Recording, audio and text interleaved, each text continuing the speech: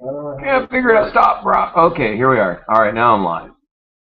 Can you hear me? It's still 0 viewers. All right. Hold on, I gotta fix it. Hello. How you doing?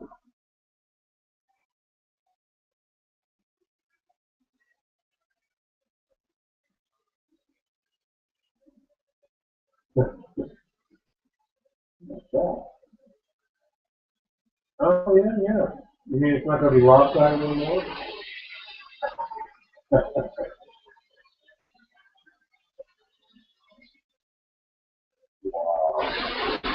It feels like you balloon in the heart. It's thick. You put it in your arteries in the heart and you blow it up and then compress it to flat. You're having your sinuses in. That doesn't sound pleasant.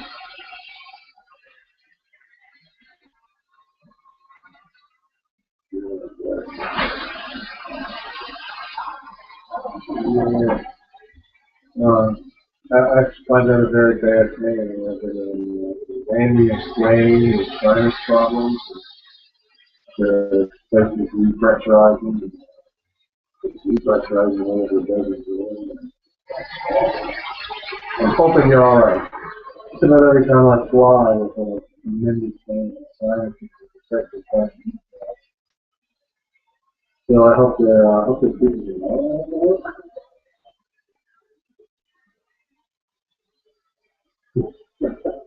Uh-huh.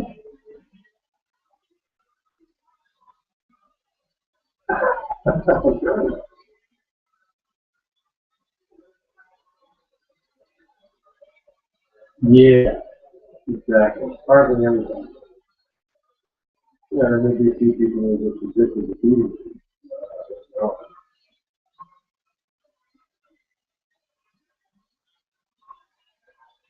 Yeah.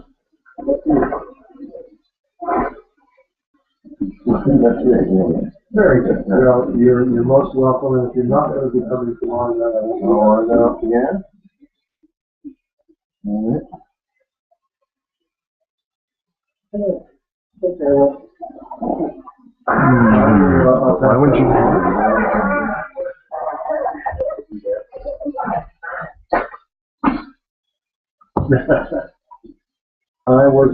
My plate is controlled. It's like I want to go to someone's wedding. I went to a wedding. It's a lovely wedding in Davenport. And it was very much worth it. I'll take our siesta on this time. You can tell me all about it. Well, that's you. I mean, probably get it.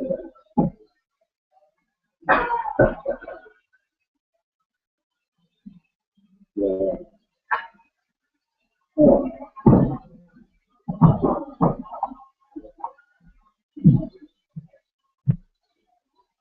So now you're done with it.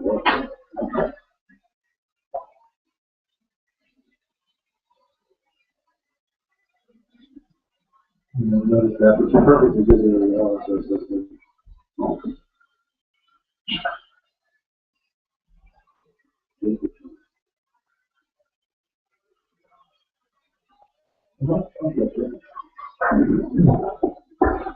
think I'm past that amount.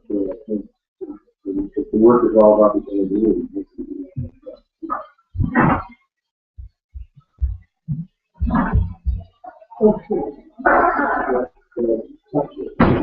very good. Very good, my friend. Thanks for calling. See you soon.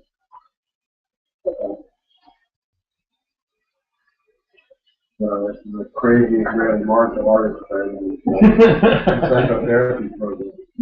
Programming. He's a great guy.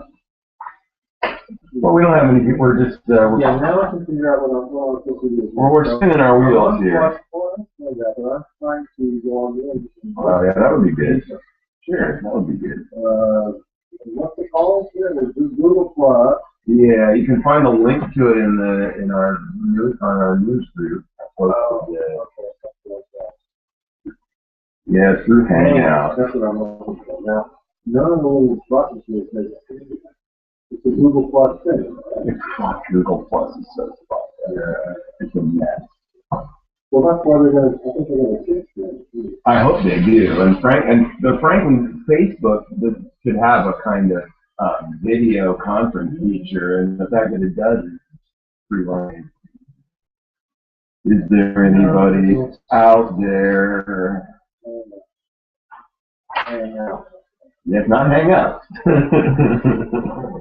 No hang up. Like today, here, I'm going to people talking about that. Maybe. Now, if you go to me, if you go to my Google Plus. Yeah. Well, I was going to use Facebook. Yeah. Hey, there's one viewer. Is that you? You think? Yeah. Okay. Welcome, viewer, whoever you are. We're just a little slow to get started here, but we'll be going in a few minutes. Hang tight. Whoever you are. You can't see it. Chris Mays is here, ladies and gentlemen. There you go, the thumb. He was a disembodied thumb. And yet, everybody liked him.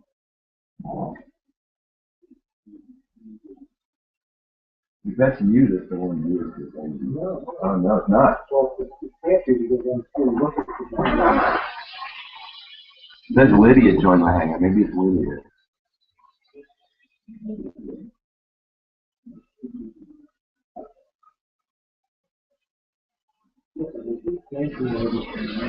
Yeah, it's very frustrating.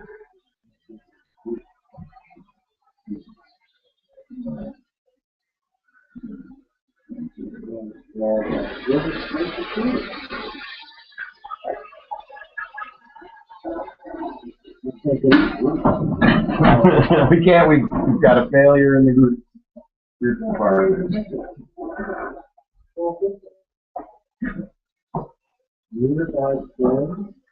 Nearby friends. Somebody's out there. Oh yeah, it doesn't look like it might be the same. Jason. And then we need to know if people can hear us. Can you hear us all right? How do they indicate they're hearing that? Log out and log in again if you can hear that. Yeah. Right. If you hear us, give us absolutely no sign. Okay, we're ready to go then. I'd like to begin by reading a section that's excerpted in Brian Aldiss's Billion Years Free.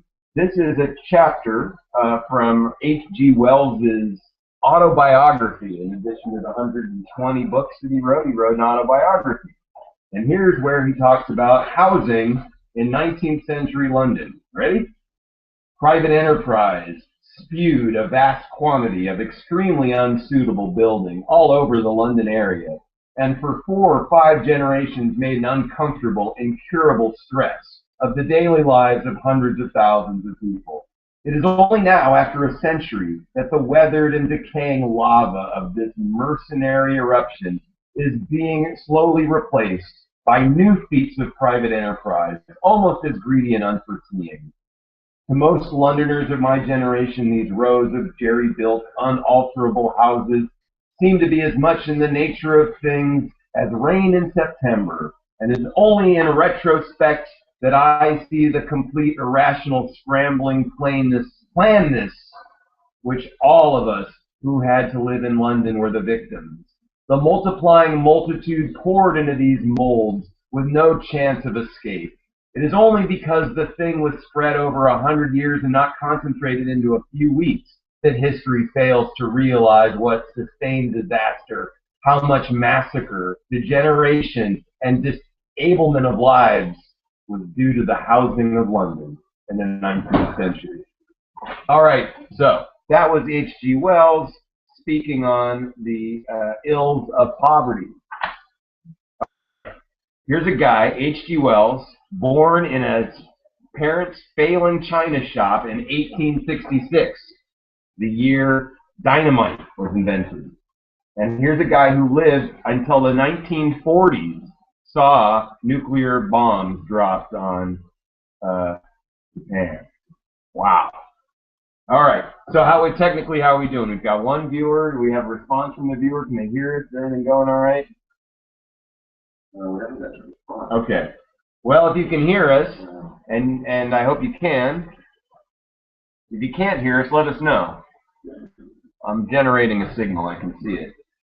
All right. So H.G. Wells, we're going to talk about him as the first guy who's writing science fiction and thinks of himself basically as writing science fiction. In other words, he's writing fiction that utilizes the current most modern scientific theories of the day, and he's really pushing them to the point where it's beyond what they're saying and into what they're speculating about, extrapolating. Okay. Wait, hold on. Okay, I'm holding on. I don't think we're getting video feed. Okay. Well, I'm live. I've got one viewer. This is Science Fiction Summer Reading Group. It should be 6 viewers. There might be in the wrong one. Either that or you're in the wrong one, because I don't think we have 6 viewers. Which one are you? You're on your name. Mm-hmm. No,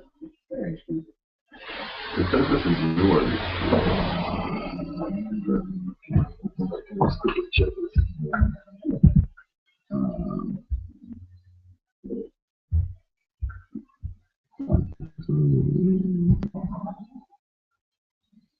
Oh wow! Now look, I just did this, and now it's calling me 6 people. Okay. I don't know if we can do that. Okay, so you do see it. Yeah, we're all on the same one. Okay. Cool.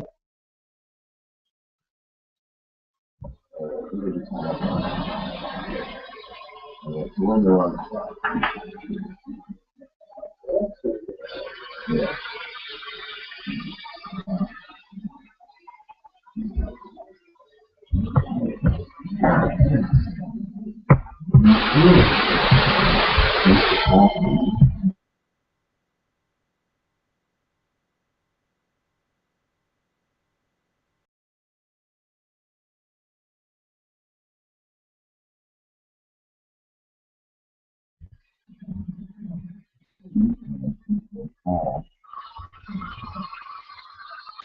This one just says one.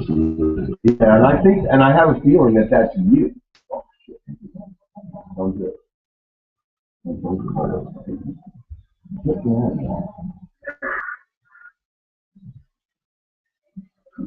Yeah, it says you're calling. You're your own viewer? Yeah, I'm logged in on that. I think I just knocked you out of it. Okay. Your own view of nothing else. I'm rude to myself. Yeah. Okay, so start that video. Start again. We got the one viewer. All right, move the science fiction reading group. It's live. Okay, like that. Go there. I'll look at that. Yeah, that's not worth at all. I think that's it. No one to talk to and no one to talk about. That's it. Yeah. So we're live. Wait, you get to it. Yep. How did you get to it? I went to Google. So then you go. Oh, here we go. Okay, so then we just lost video. Okay. So Daniel, I think you're probably our viewer, and I think you probably just got video back. Anyway, all right. Go back to this. So start again, sort of over from the get-go. Wells is the first guy who thinks of himself as writing scientific fiction. He's calling it scientific romance, of course, and there's still some remnants of the Gothic and the Victorian, but he's really doing this new thing.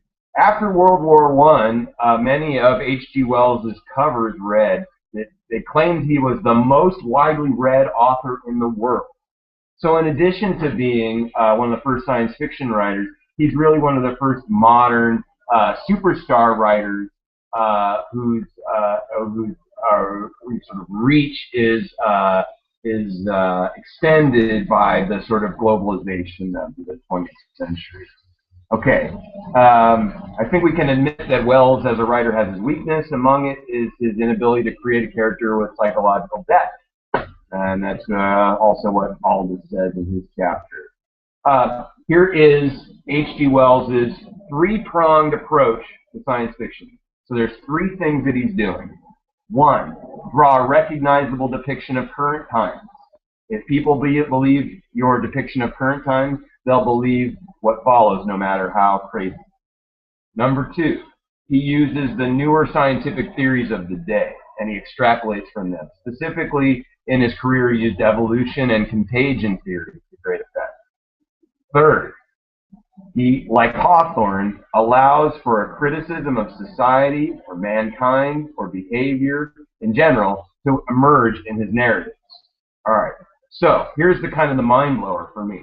You think about War of the Worlds, right, where the planet is attacked by another species that's vastly superior and they just kick our ass. That was read very differently by people in contemporary England, while England was involved in a huge colonization all around the world. In fact, what it was doing was having people start to empathize with what does it feel like to get your ass kicked by a vastly superior colonizing power. So really, I never thought of it that way, but all of most of Wells's work, well, the characterization suffers. What's there and truly interesting is his critique of mankind and society. Okay, the Morlock and Eloy split seems to come from a class split that was first talked about, well, not first talked about, but talked about prominently in a book by Benjamin Disraeli, a book called Civil, which was published in 1845, the same year that Engels published his Conditions on the Working Poor in England, 1844, right? I got to read from that. Hold on a second. Here we go. Here's Wells tells us later that the Morlocks come from Disraeli. This is from Wells's book, The Soul of a Bishop. There's an incurable misunderstanding between the modern employer and the modern employed. The chief labor spokesman said, speaking in a broad accent that completely hid from him and the bishop and everyone the fact that he was by far the best read man of the party. Disraeli called them the two nations, but that was long ago. Now it's a case of two species. Machinery has made them into different species. We'll get a little more education, and then we'll do without you. We're pressing for all we can get, and when we've got that, we'll take breath and press for more. We're the Morlocks, coming up. And then Aldous continues, the submerged nation theme, coupled always with the idea of retribution, is essentially a British obsession, occurring in writers as diverse as Lewis Carroll, S. Fowler Wright, and John Wyndham. The essential American obsession, as we see it, is with alien, also coupled with the idea of retribution. So here's a distinction, right? In English, science fiction and fiction in general, they're looking at this idea of the subjugation of the underclass, whereas in American fiction and science fiction, the obsession, the preoccupation is with contamination or encounter of the other. Very good. Okay, so we've got that. Let's see here. I think we can see here that Wells is working off the traditions of Poe, Melville, and Hawthorne. Specifically, it's clear that in the tradition of Poe, this guy's a kind of sensationalist. In other words, as a writer, he's concerned with the sensations involved in reading a text, and he's composing in a way that creates an effect that he's interested in creating and he evokes. But it's not just that, as Poe is in so many cases. He is loading that sensational fiction with a really intense critique of humanity and mankind, capitalism, all of that stuff. We want to get to that. It seems like actually Poe Yes.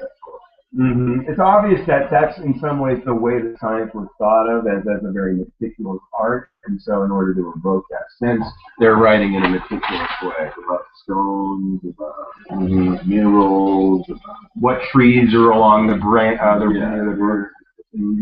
I agree. Okay, so Wells himself claimed to owe a debt to Hawthorne, Poe, and Swift, right? Okay. Well, what do you got going on there? You having an Eloy moment? No one can make it. No one could make it. All right. Okay. Let's see some more here from all this, and then we'll get to some of the text. Okay, here we go. Among science fiction writers past and present, Wells is an indisputable giant. His debt is to Hawthorne, Poe, and Swift, which he acknowledges. He mentions also the novels of Holmes and Stevenson in this context. It's true that Wells lacks the inwardness we perceive in Mary Shelley, but he has an abundance of imagination as well as inventiveness. And that's where I really want to talk about, like, there's a first sense of what the pulps are going to look like when you're reading this, right? The crab people at the end that are attacking, like, you're really starting to see the sort of sensational, outrageous, imaginative works of the pulp. And that is obviously Wells' genius. It's just incredible imagination. Wells has his weaknesses, his inability to create psychological depth in his characters. Okay, let's see what else.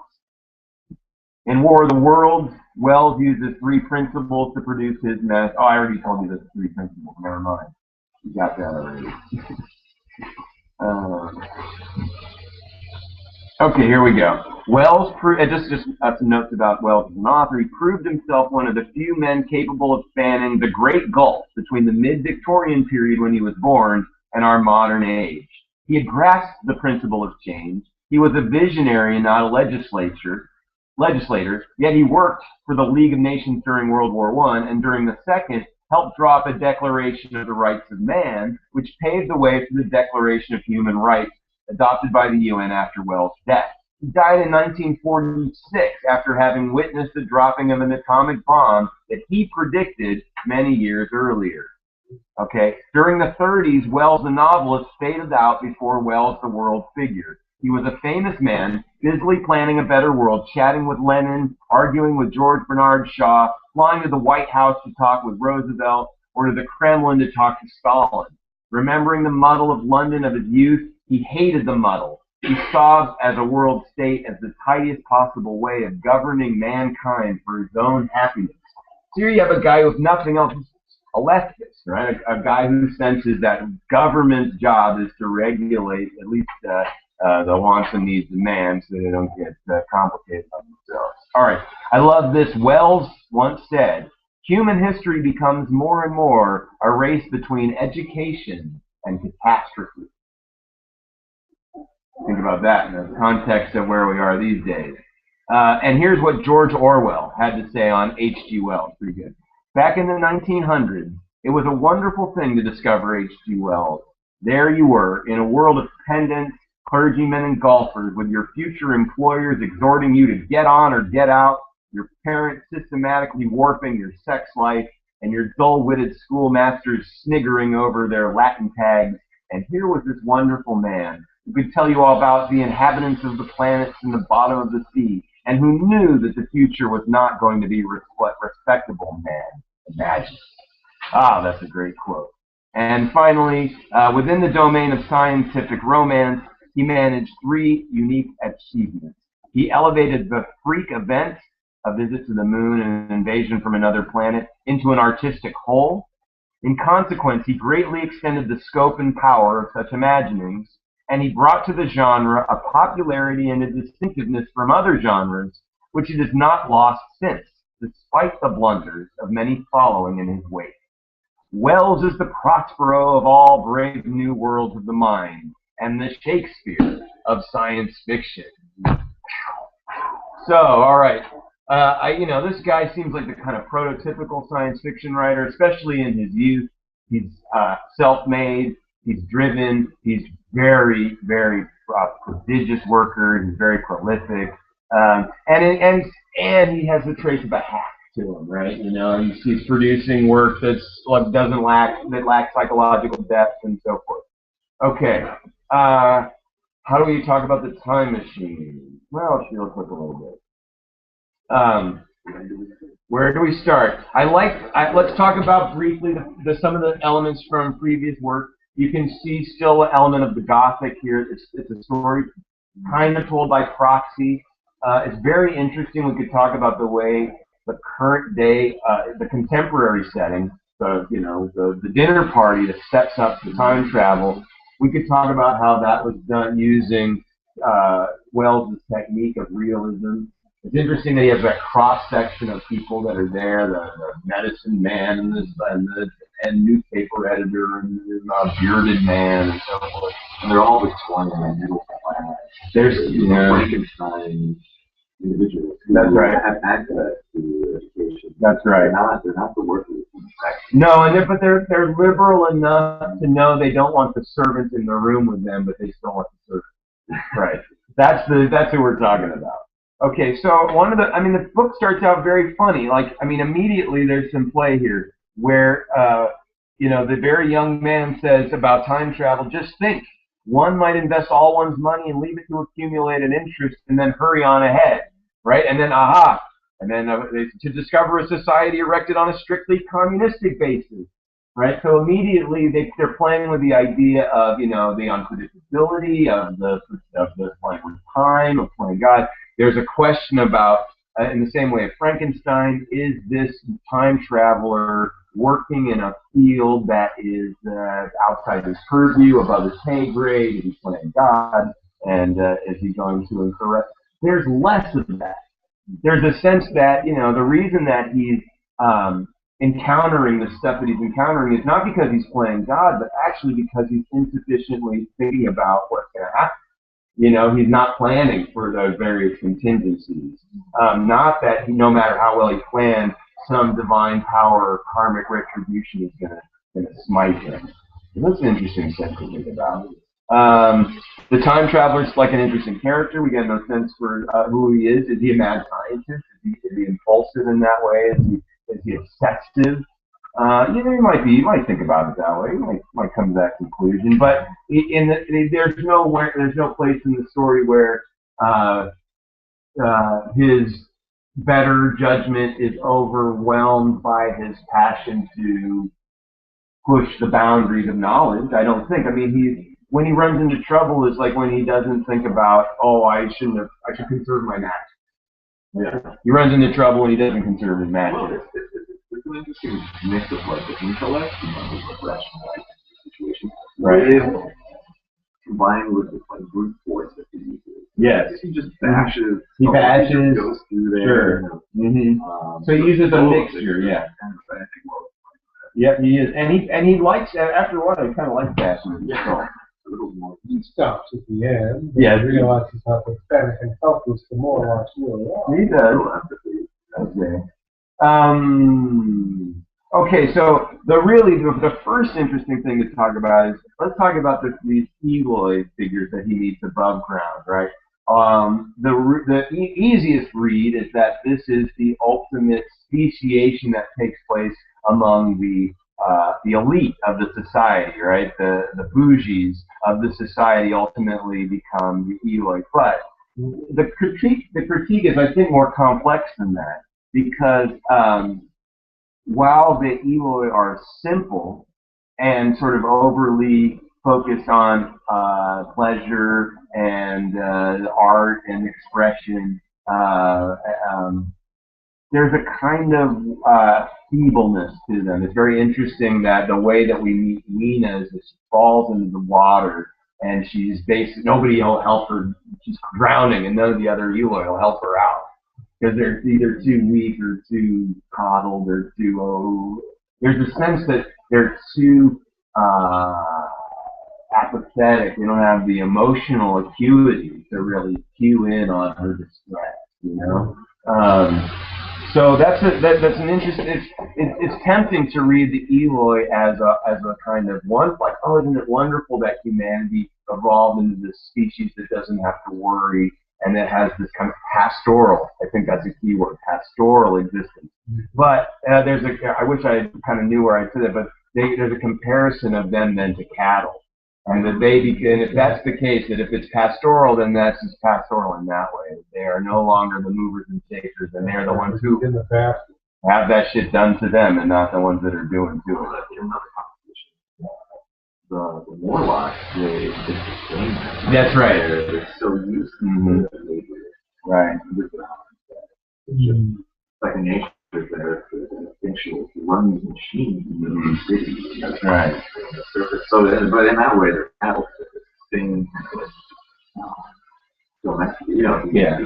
Right, let's get that straight. So that's a symbiotic loop, right? Where the Morlocks support the Eloi by tending the machines and working the infrastructure of that sustains them, that takes their sewage away, that provides some sort of, well, they eat the fruits and vegetables, so they have sewage that they need to take care of. They need some way of disposing of bodies, or know that. So then the Morlock sustain themselves by eating the Eloi. Is that it?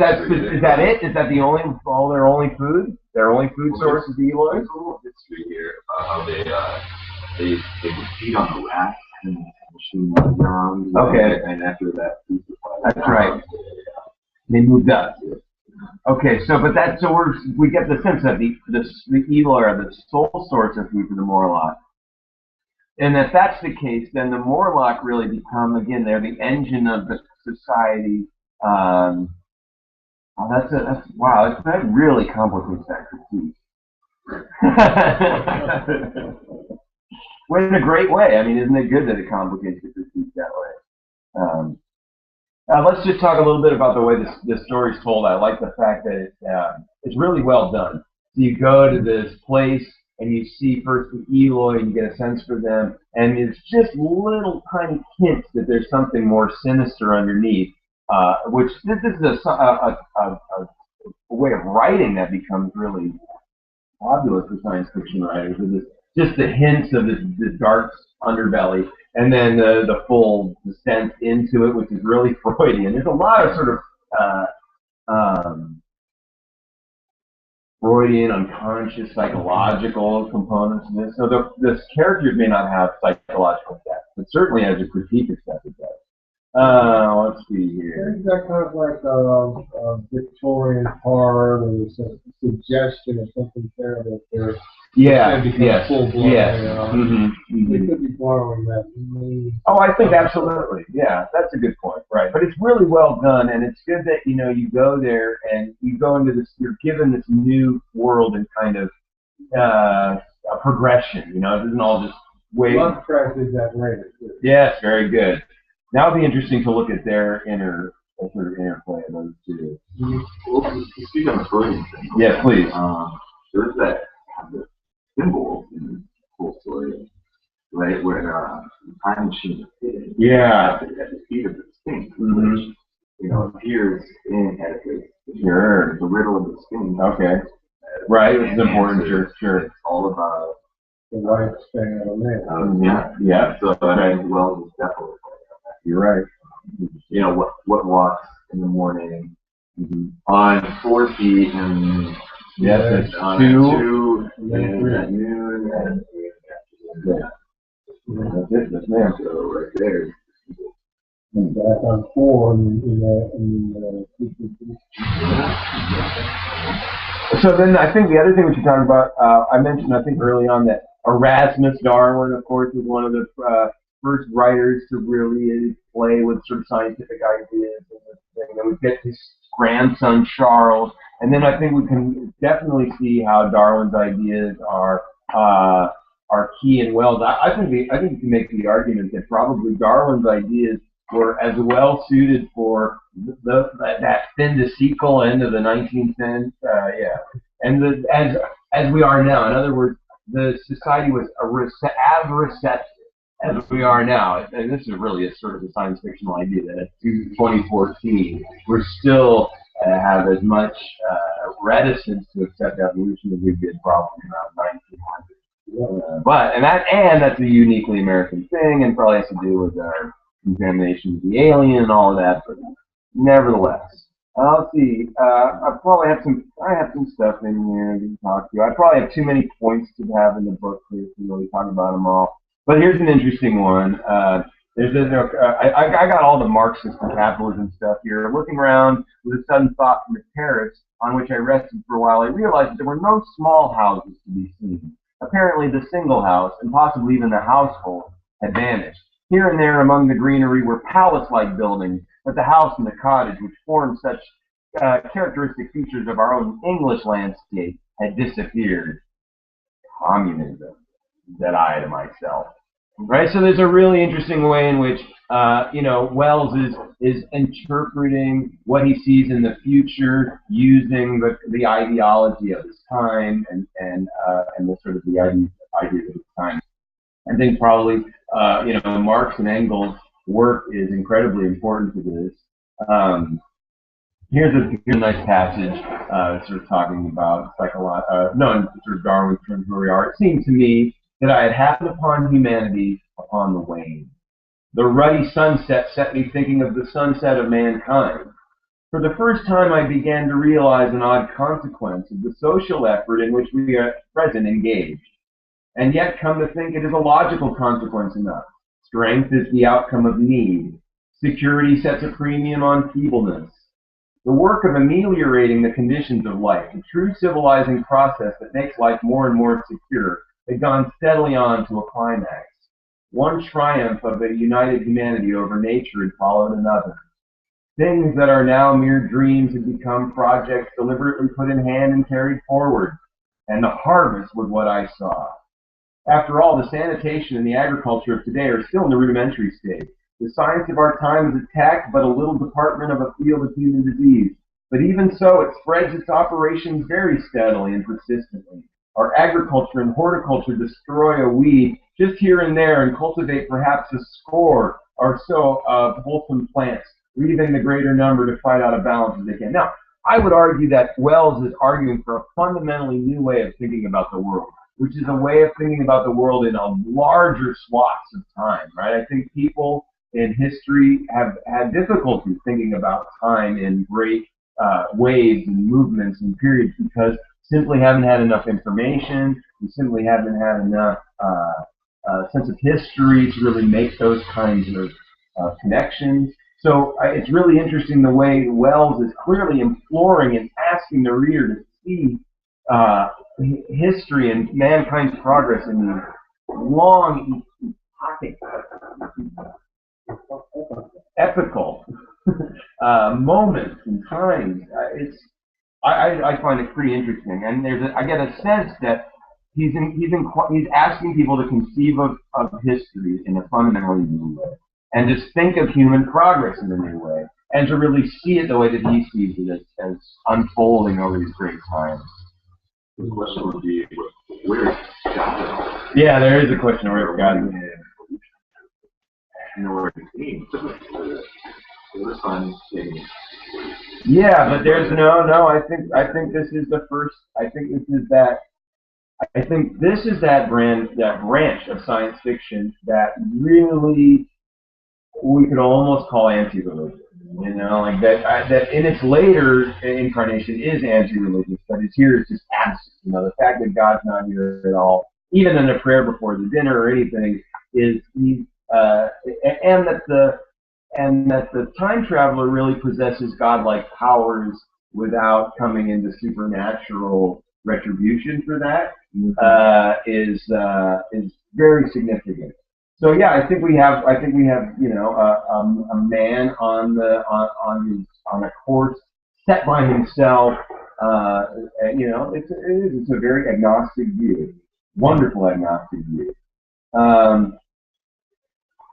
Okay. Let's see. Here's an interesting moment here. We find out that it's warmer in the future. I thought that was a good one. And we get a mention of Darwin here. I think I have said how much hotter than our own age was this weather of the Golden Age. I cannot account for it. Maybe the sun was hotter or the Earth near the sun. It's unusual to assume the sun will go on cooling steadily in the future. But people unfamiliar with such speculations, as those of the younger Darwin, forget that the planets must ultimately fall back one by one to the parent body. Okay, so there's actually a really interesting brand of scholarship that's come up recently. If you do some literary JSTOR searches and so forth, a lot of the criticism about this has really looked at the way in which Wells is situating elements from his present throughout the book. as a critique of his own time and sort of adding to the critique of what he's got to say about this.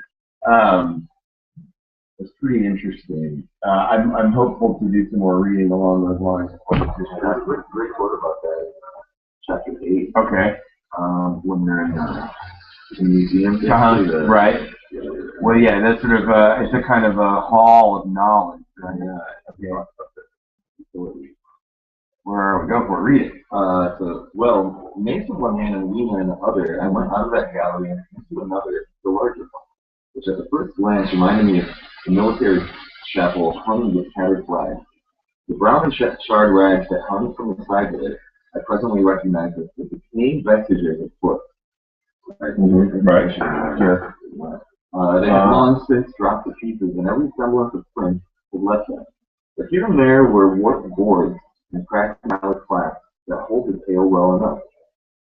Here's an interesting Had I been a literary man, I might perhaps have moralized upon the futility of all ambition.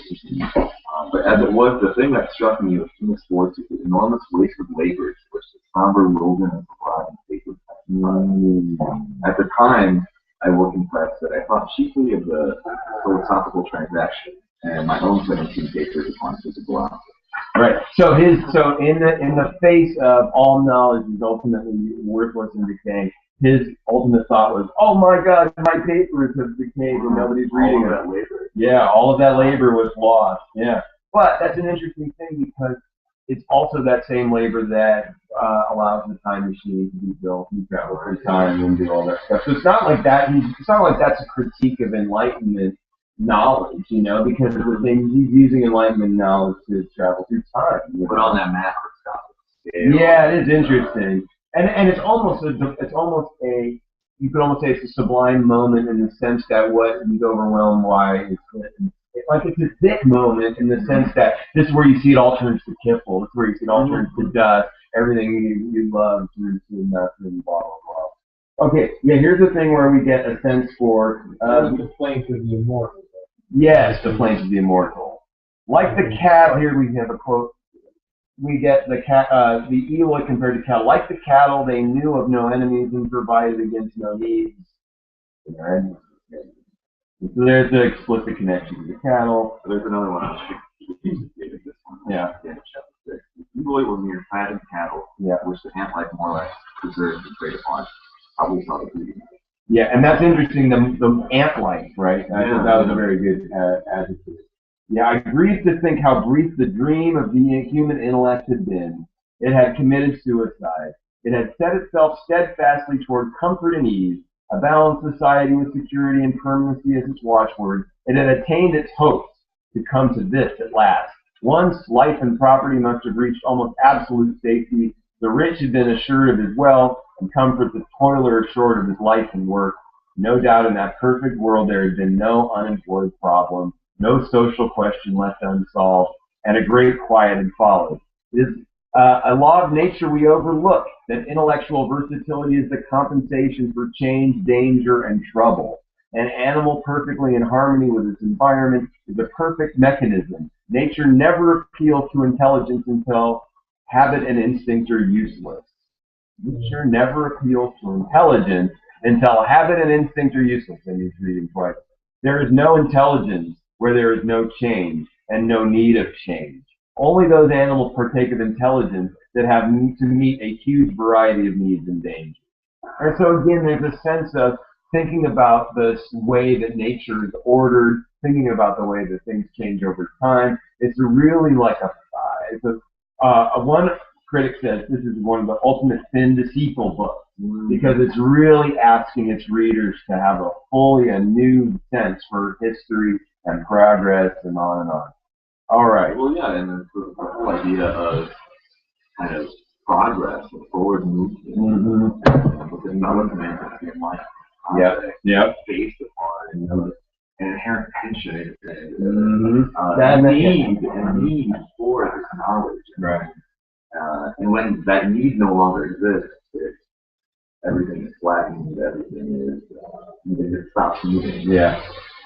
So this kind of future society is curved in on itself. Yeah. All the needs were met, but it stayed in it's very decadent. Yeah, well, you can, this is not a new idea. It's like this Charles Buffon and the idea of devolution precedes Darwin and evolution. Like the idea that as society provides for what a culture needs, then that culture becomes weaker and evil and so forth.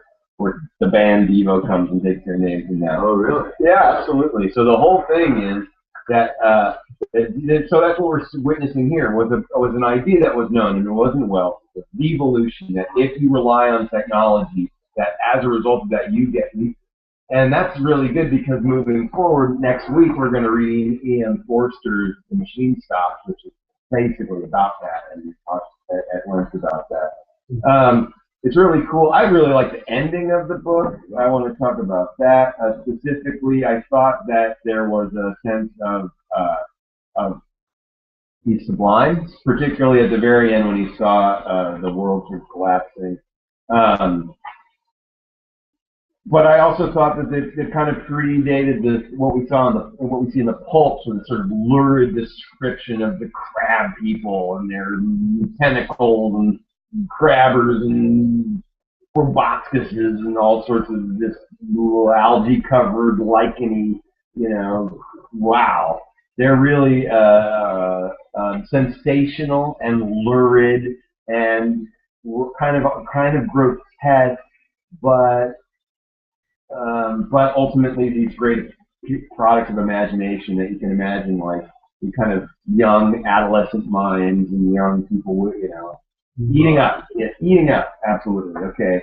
Let's go for the crab here. Can you imagine a crab as large as yonder table, with as many legs, moving slowly and uncertainly, its big claws swaying, its long antennae like carded whips waving and feeling, and its stalked eyes gleaming at you at the other side of this metallic front? Its back was corrugated and ornamented with ungainly bosses, and a greenish incrustation blotched it here and there. I could see the many pulps of its complicated mouth flickering and feeling as it moved. So, like this guy might have been a hack and he might have been prolific as hell, but he's also a really damn good writer, just in terms of his ability to tell a story and his ability to word choice and so forth. All right, and a couple more pages. We're almost at the end here. I cannot convey the sense of abdominal desolation that hung over the world. The red eastern sky, the northward blackness, the salt dead sea, the stony beach crawling with those foul, slow-stirring monsters, the uniform, poisonous-looking green of the lichenous plants, the thin air that hurts one's lungs, all contributed to an appalling effect. I moved on 100 years, and there was the same red sun, a little larger, a little duller, the same dying sea, the same chill air, and the same crowd of earthly crustacea creeping in and out among the green weed and the red rocks. And in the westward sky I saw a curved pale line like a vast new moon. So I traveled, stopping ever and again in great strides of 1,000 years or more, drawn on by the majesty of Earth's fate, watching with a great fascination the sun grow larger and duller in the westward sky, and the life of the old Earth ebb away. At last, more than 30 million years hence, the huge red-hot dome of the sun had come to obscure nearly a tenth part of the startling heavens. Then I stopped once more, for the crawling multitude of crabs had disappeared, and the red beach, save for its livid green liverworts and lichens, seemed lifeless. And now it was flecked with white. A bitter cold assailed me. Rare white flakes ever and again came eddying down. To the northeastward, the glare of snow lay under the starlight of the sable sky, and I could see an undulating crest of hillocks, pinkish white. There were fringes of ice along the sea margin, with drifting masses farther out, with the main expanse of that salt ocean all bloody under the eternal sunset was still unfrozen. Interesting that this book, in its its greatest travel is to this kind of Arctic extinction, echoing Frankenstein and the sort of ultimate ambition of exploration. And maybe there's a message in there about exploration. Ultimately, you're growing out into the unknown, but you're also going away from those that you love. culture you're building with the people. And It's cold out there, you know? Cold out there. you know, on a macroscopic scale, it's kind of a swan song of life itself. Yeah, absolutely, right. Mm-hmm. Yeah. We turn into the sea. Yeah. But it's secular. It sure is. It sure is, yeah. Mm-hmm. Yeah, I would But it's a wondrous one. It's not like it's got a wonder about it. I think it's more of like a take interpretation. Like, it's not still there. It's not Yeah. what we can Right. find. Right. And it'll be there and it's about it. But I mean, you can read that. Yeah, I don't think that's. No, well, here's the end here. As the darkness thickened, the eddying flakes grew more abundant, dancing before my eyes, and the cold of the air more intense. At last, one by one, swiftly one after another, the white peaks of the distant hills vanished in the blackness. The breeze rose to a moaning wind. I saw the black central shadow of the eclipse sweeping towards me. In another moment, the pale stars alone were visible. All else was rayless obscurity. The sky was absolutely black. A horror of this great darkness came on me. The cold that smote to my marrow and the pain I felt in breathing overcame me. I shivered, and a deadly nausea seized me. Then, like a red-hot bow in the sky, appeared the edge of the sun. I got off the machine to recover myself. I felt giddy and incapable of facing the return journey. As I stood sick and confused, I saw again the moving thing upon the shoal. There was no mistake now that it was a moving thing. Against the red water of the sea, it was a round thing, the size of a football perhaps, or maybe bigger, and tentacles trailed down from it. It seemed black against the weltering blood-red water, and it was hopping fitfully about. Then I felt I was fainting, but a terrible dread of lying helpless in that remote and awful twilight sustained me while I clambered upon the saddle. Whew, he's a good writer, man. Man. Yeah, so that certainly seems to use the elements of the sublime that we're talking about. The football is great. Kick around, life. Oh yeah, so there's some. Yeah, oh, that's interesting. Yeah, that why that football. right. It is a kind of an unsacred image, kind of, yeah, a material image. Yeah. No, this chapter really, I thought it was. It's really good. Yeah, there's a sense of the story to be it dragged a little bit around the time when he was stuck in the forest with all the burning. It just seemed to slow down a little bit for me, and it seemed a little like there was Action adventure. there was so much going on that in fact he really had difficulty sort of understanding it, visualizing it. You know, it's like you get the sense he was just in this wood, basically with all of these Morlocks like attacking him one after the other, and he's just like beating them off and King of the hill. checking. There's a hill in the middle of the forest. Yeah, he's got his fire, and yeah. Interesting relationship with Weena. A kind of it's not Pocahontas though. You know, there's not the sense of there is a kind of sexist element to it. But it's more that he wants to have a companion so that we can get a sense he can get us a little closer to Eloy and tell us a little more about what's in there. But Eloy who came In some ways, yeah. They're very gentle. They're describing their touch. Yeah, absolutely. That was really creepy, I think. In the dark. Yeah, for sure.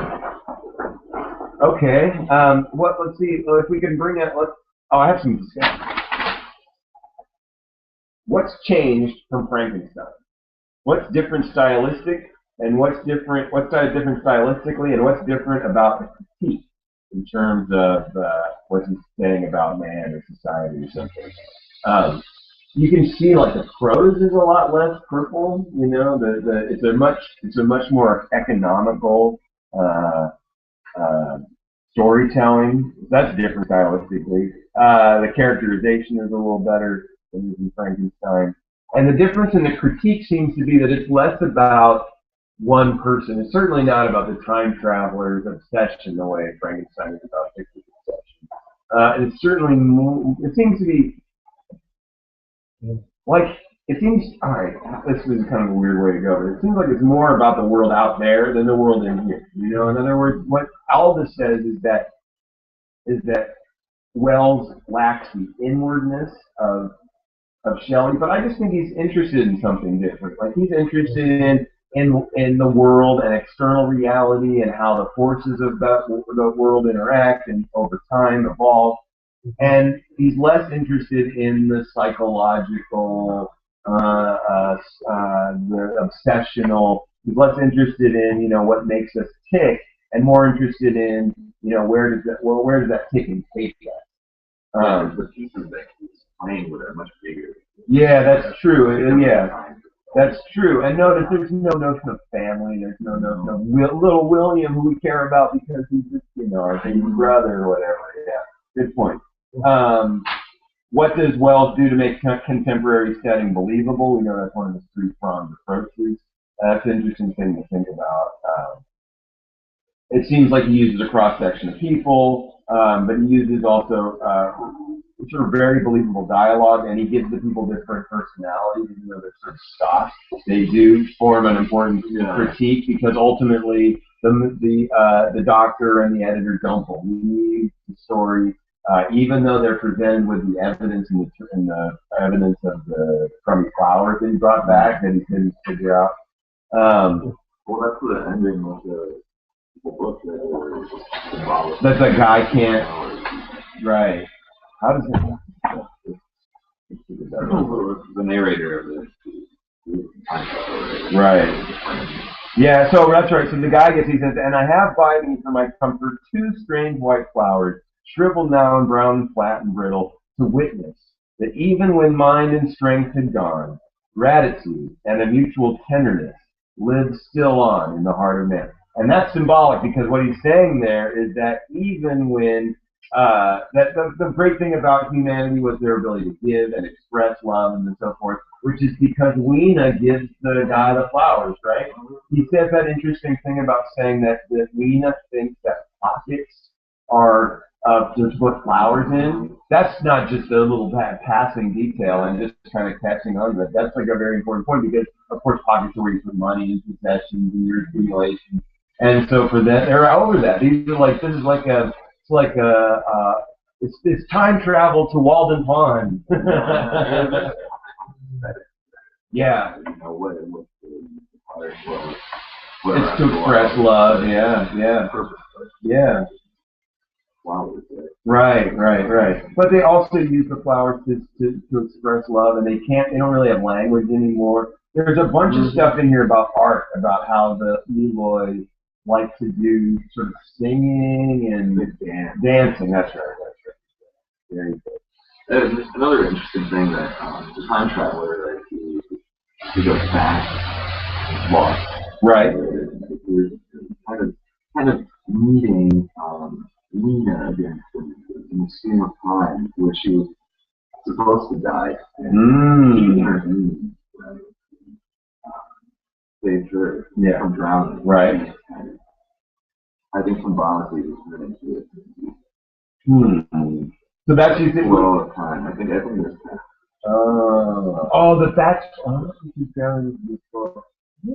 Yeah, there's the whole, where they stay. Yeah, that's right. And she goes in there. Yeah, she's right there. Yeah.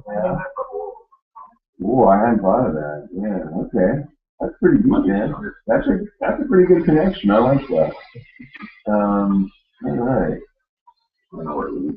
Well, it makes an argument that the connection between Lena and the time traveler is more important than some reason might be said, right? Some people might think, oh, it's just like, the exotic girl that you meet in your foreign port and she sort of shows you a good time. But I think she's really standing in for what he says are he's making some claim about what are the human aspects of humanity that will transcend time, that will perpetuate themselves through time, and what will we maintain? Through the Morlocks, we'll maintain a kind of baseness, a kind of grossness, a kind of inability to think in spiritual terms. And The drone like ant like, yeah, very good, right? A purposefulness, but a purposefulness that eclipses the ability to look beyond the purpose and think about it. And you get it.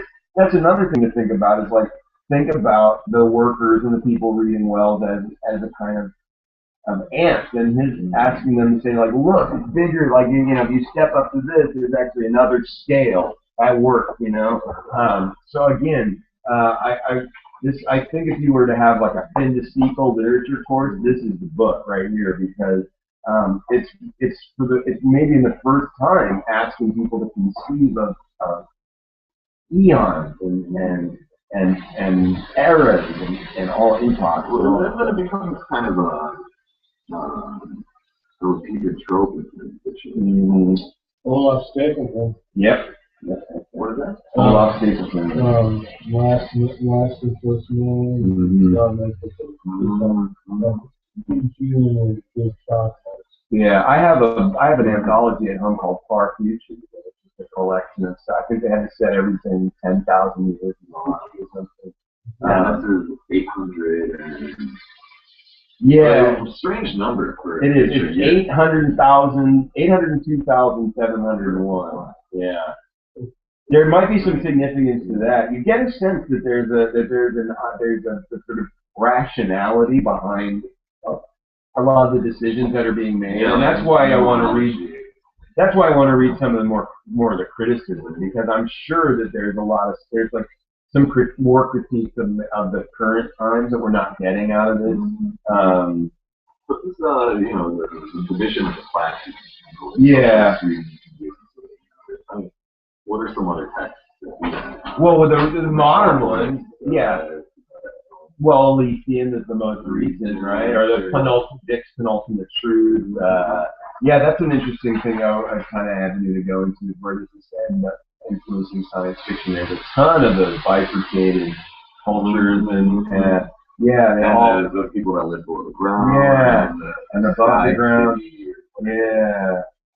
I think.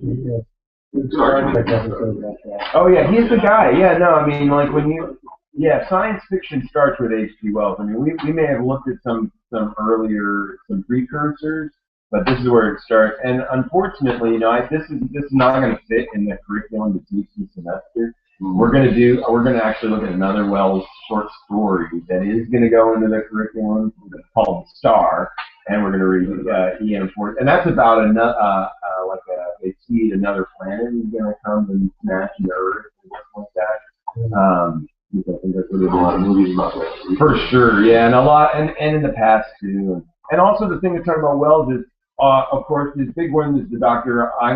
Moreau and War of the World, and the Time Machine. All three of these became sort of early science fiction movies that that had big budgets, but that played to basically adolescent kids. And, so he really is the father of science fiction, even to the point of my HQ1, my version is an 8.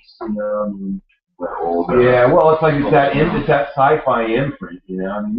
They were still putting these out, I think, in the 90s when I bought them, but.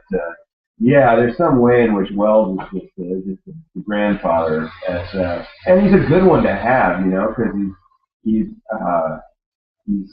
got the right scope, he's got the right scale, he's got the right sense of what he can do with this. He's not overly moralistic like Hawthorne, He's looking at bigger shit. All the elements today, all around, Yeah. In fact, there's an argument. You have the genre, like science fiction, and even the sort of subcut to the genre. Like, okay, you have Apocalypse, you have War of the World, you have the Distant Travel, you have the Time Machine, you have Genetics, Obsessional Man, Gone Wrong. He even if he had a robotic story, he'd have it all. And there was plenty more. He wrote 120 books. He wrote all these short stories.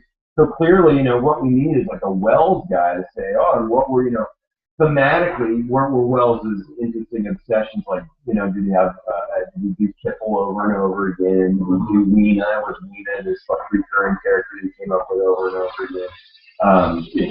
He apparently, there's this, I read somewhere, I can't remember where now, very weird, maybe it wasn't as Aldous, this sense that And this is a weird read too, that Wells was like a frustrated sexually early on in his life, and like that his writing changed and became successful because he had some sexual exposure to sex. And, God, I wish I knew where I read that. Jesus. Yeah, that's interesting, huh? And I think it's probably in all of his books, because that's pretty much the only place that I'm looking to read it. All right, well, if we have any listeners out there, go ahead and shoot us some questions. I'm done with my basic overlay of the thing. Oh, wait, there was a couple more discussion questions here. Oh, yeah, what science of the day to be utilized? There's a bunch there. There's like astronomy, there's evolution, there's clearly some biology. And then finally, I kind of wanted to talk, we already talked about what's the critique, what's the critique that emerges from the narrative? And I think we kind of already got that. So shoot us some questions. Suhail should be here any time. He's texted me not too long ago. On his way with his comments.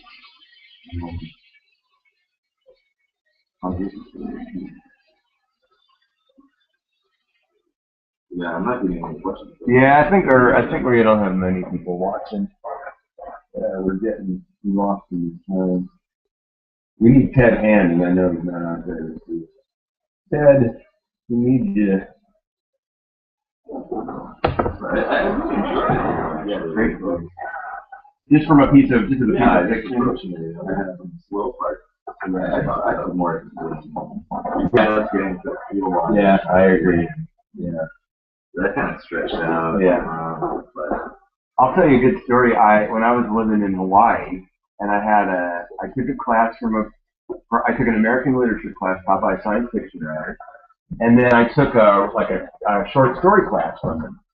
And the story that I wrote was about like when there was like a bifurcated society, and there were the people that were using technology to stay alive, like to a great degree, like they had all kinds of machines, and there were people that were like really poor and service machines, and it was like about the sort of the tipping point when they had a revolution, and it was a really early. It was like basically the first story I ever wrote, and I didn't know like they had to have characters. It was just like about like and then the augments got and the under whatever and so my teacher was like. And that's why I have the copy of this book. He said, if you want to see how a science fiction writer explores an idea like that, and it actually wasn't the best thing to give me because he doesn't have the best characters, and that's what I needed to know about. But it did show me, like, oh, that's kind of how you do it. Well, who would have been a better writer at that moment? Would Byrne have been better? Maybe, or yeah, or even Dick, like, well, no, maybe Penultimate Truth, something like that. I was still a Dick fan, but I didn't know, like, I was into Dick for the ideas. I was really sort of a dunce about stories for a long time. what was that bird writing? Jewel Bird? X2L. I don't know. What's up, bro? Okay, he'll buzz you in. Can you buzz him in here? You have to find 211 on the thing. Hold on a second. What do you have to do? Find 211 on the machine. You have to find and look for all Geyer on the. It's number 211. It's on look for 211 and then ring the bell or call the number. Can you all hear me? So now it says we have 2 viewers. Somebody just tuned in. Who just tuned in? Tell us about yourself.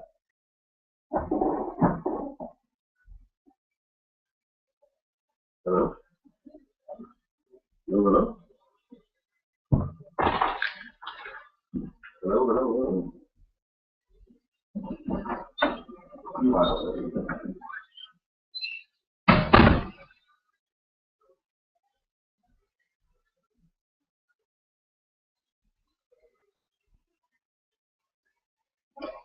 Oh, we lost it. We went back down.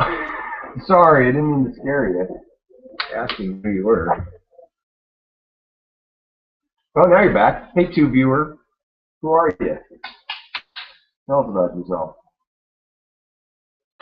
We're taking questions. I've gone through my spiel. What's that? Vern is the four wells. Yeah, he is. And actually, that's one, you get they do we should have actually read it. They have an excerpt here for Journey to the Center of the Earth. Mm-hmm. You should check this out.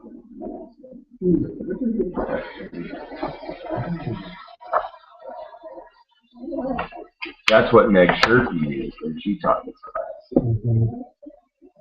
But he taught the class very differently. The teachers really bummed out about how crappy it was. The students were just fucking dull shit. You know. What's going on? I just want to leave you out. Oh, hey guys. Hey.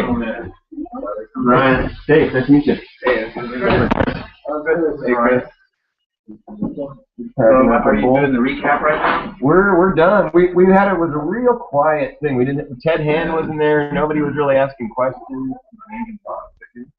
He did early on, but he hasn't been asking any questions or anything. So we finished. I went through all the notes and we asked if there were any questions, and nobody said shit. We're smoking weed and shooting shit. Well, I think one of the things about the book is that it's got less. There's less to question. There's less to read. Yeah. It's kind of like the way it's organized. Yeah, that's a good, interesting point. It's definitely like Slow. the codification of a genre novel. Oh, for sure. But it's not Poe where it's just the sensation of the adventure of reading it. There's a critique that's embedded too. Yeah. There was some Yeah, parallelism with some close stuff like the narrative of Arthur King. Yeah. It's it's a travel narrative. Right. Yeah. Which is a whole genre. Which is a whole genre. It has a great tradition, and frankly, a lot of people will say that's one of the places that science fiction gets a lot of draw. Mm. There's another trope that he uses, I think, is like the whole framing element of it. Which like Turn of the Screw, Henry James uses that too. It's like a story that around the fire.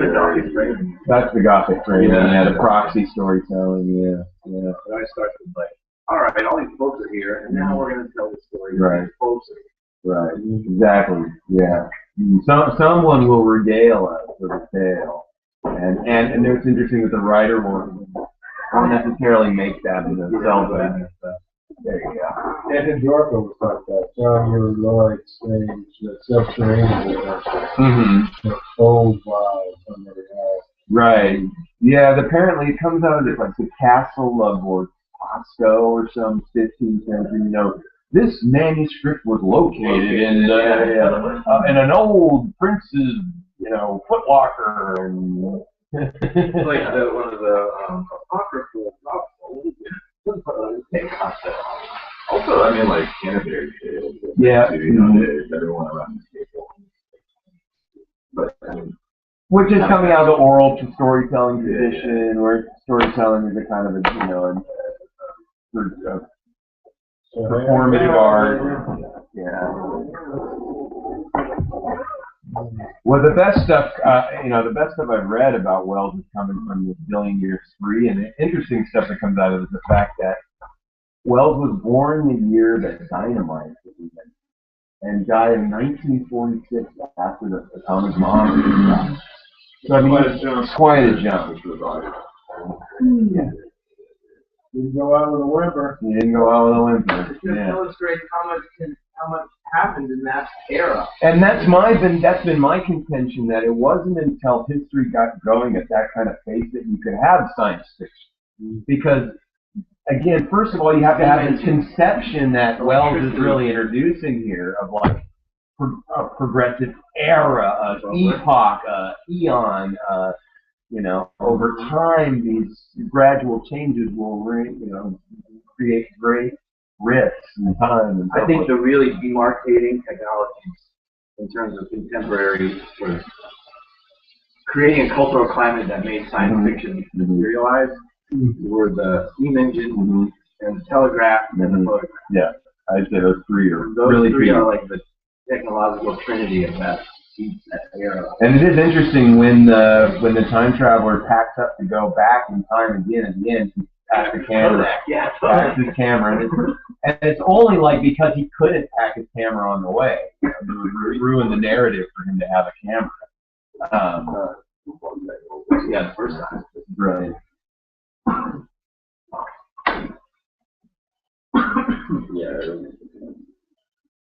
Yeah, fire was still central theme. That was the big deal. The fire was so was important and so like powerful.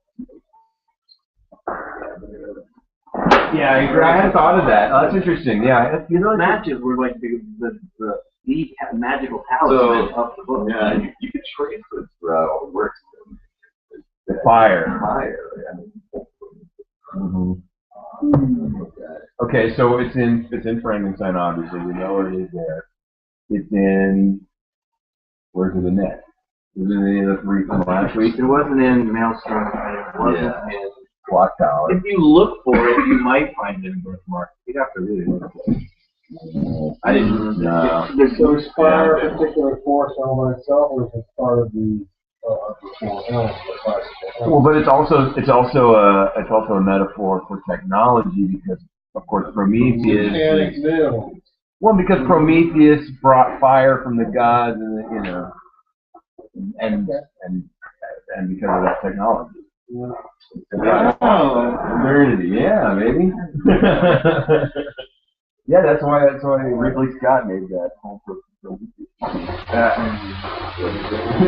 did you like it? I did. I mean, it's taken me some. I've had to kind of come back to it. Yeah, he was really good. In it. I wanted to like it, and then I didn't like it, and then I kind of started to like it. Yeah, I mean, you watch it all again? Yeah, oh yeah, a couple times. In fits and starts, of course. Yeah, no, but you I know. watched it twice. I watched it at like midnight, and then I watched it again. Wow. Well, the thing that's cool about it is the way it really works off Prometheus. Because Prometheus is punishment for bringing firewood to have his like evisceration and his abdomen open and the animal to eat his liver. Right. And there's like that open abdomen thing over and over again. The woman cutting the body out, that weird death embrace at the end with the xenomorph and the crazy flesh thing. It's a very interesting structured thing. They're gonna have like somebody's gonna write out the fucking the key to that, and then people are gonna go, oh, that's a really brilliant movie. So, I got a lot of bad reviews, and I don't understand it. Well, I was like, this is really good. It kind of. Bad reviews are fun, so I think that's where that. Yeah, and I think that the fact that it came out of Alien, and if you look at Alien, it's a really It was better than thing. Well, yeah, it was different than Alien, and that was what made it was much more like Alien is basically a horror movie set on a spaceship. Yeah. And this was really a science fiction movie. It wasn't. It has horror elements, obviously. Mm-hmm. But the horror elements were always secondary to the sci-fi. I mean, it was really about. I understand that. But I mean, the whole sequence where he uses the auto god to eviscerate himself. Yeah. That was pretty horrific, don't you think? That was pretty horrific. No, that's not horror, though. Don't you think? What's horror? It's more like that's the when I think of horror, I think of like this whole scene where they're like a snake or whatever. The snake and it goes in his helmet and like the suspense that builds up before that to me makes horror. Yeah, there's an element in which she's in that whole. There's nothing unknown about that. There's no mysterious force. You know exactly what. Which of the first movie there is a lot. Well, absolutely. And that's a function of horror. The failing of the monster. That's right. That's right. Yeah. It's interesting. But then there's also horror that says all like gory, like which is well, I guess the horror is the unknown of horror versus terror. Like horror is the word that's often applied to the grotesque stuff, and terror is applied to the nonsense. Well, the terror is you empathize with, oh my God, what was it like to track the machine and have this thing? It would turn on. So the horror is more like the boyfriend coming back again. It's more Yeah. fucked up. Yeah, that was sort of weird. Yeah. In a way. In Prometheus, that's right. The boy, you know, the return of the boyfriend is like trouble. That's right. He turns into a monster and he's like all conformed. There's a way in which like sex is like transmogrifying force with Scott in that movie. Sex is not just like for making babies, but it's like transformative, and it's like you sort of evolve in it or something. Yeah, you're right.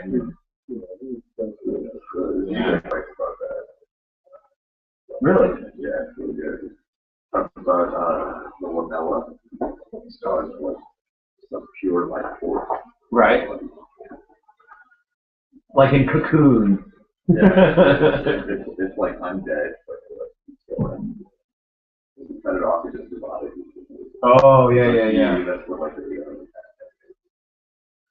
Right, and that's what we come from, yeah. Yeah, again, somebody's going to decode that movie and lay it all out in a key, and people are going to go, fuck, it's really brilliant, man. It's really good, you got all of that. But until people have it laid out for them, they're like, I don't know, what's right. When she's running, why doesn't she turn to the side and doesn't fall on her? Nobody ever does that in the movie. No one ever runs sideways. The answer to that question is it's not in the script. Yeah. Yeah, the thing that I think that holds those two movies together is the attention to the, like, in the first one it's the spaceship and like how, you know, the acid is eating through it, going through this, and you're going, and here it's like this, the kind of the planet and the stars, like the science fictional elements of it, and the way he kind of manages them, you know, that they have that little camera in the cavern going different places. The thing that didn't work for me is that weird thing how they see those people, the sort of ghosts running. It just doesn't make any sense. Oh, they were just a recording. Yeah, it's a holographic. But why was that recording, and why isn't anything else playing? Where is it playing from? It was a remnant. It was a remnant. Yeah, Yeah, so it was a remnant. Yes. Or no, it was showing you. It had that function. Oh, all right. Well, It might have just been there because it was a quaint way to. Yeah. they needed it. It's a plot point. People that needs to lived have- there before. Yeah, it's a plot point that needs to be done, but it's like I don't know. All I know is when I was watching it and I saw that scene and I like saw those guys, they were like holograms. I was like, oh, that's rad. The same technology how the Android subsequently learned how to operate the So they sort of needed to set it up. Yeah. How is he going to learn? And you know, after thousands of years. Oh, okay, this is holographic. Well, Yeah. The android. This one's that big. no, the guy who's the first guy you see in the movie is. Oh, okay, yeah. All right. And there's actually mostly a Freudian thing in the movie too, with the daughter and the father, and he goes on the mission too, and the whole. There was something weird going on there. It's like there's another story in there. Yeah, and I think they're going to tell that too. I think we're going to get some of that. Is he going to make it? Yeah, because why did he cast a young guy in makeup as the old dude if he's not going to have another movie where he shows that that guy is the younger guy? that was you ever played that? Fucking who plays the time traveler? Oh yeah, here. Guy Pearce. He plays the father in that. Speaking of which, did you guys talk about the movie? Oh no, the 2002. Yeah, the one with him. It's different. I remember it. It has a different thing because the thing that screws with time travel is he has a woman that he really loves, and she dies, she gets killed, and so he wants to go back That's and a groundhog, that shit. exactly. Yeah, he tries to, and then of course you can't groundhog that shit, and so that drives him. But then there's a whole thing about the moon gets destroyed, and there's a whole. What about Jeremy Irons, the intellectual Morlock? I mean, is that any parallel with what she does? I don't know, and I don't think that actually it doesn't even do the bifurcated society in the same way. I don't think it's. I gotta watch it again, but I think it does. It probably doesn't. Because of the way that it's written now, it's a very obvious kind of critique of the extrapolation of capitalist structure. yeah, Israeli to society. Yeah, like it's just like Metropolis. Right. It uses that same imagery of like people grinding underground. Yeah. But it can have Darwin out of that too, because he very actually split. Who started that? Which one? Oh, I don't know where we get that first. I mean, you do see it in Gulliver's Travels, which is over there. Oh, shit. I did in here? Oh, well, no, there's the thing with it. The first thing I quoted was Wells on the 19th century housing in London. Okay. It wasn't that. So the specifics are Morlock? Yeah. Oh, I know what you're talking about. Yeah.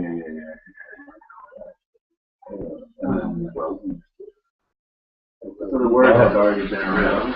No, he uses it in like this other essay, kind of demoralized. I said it needs to.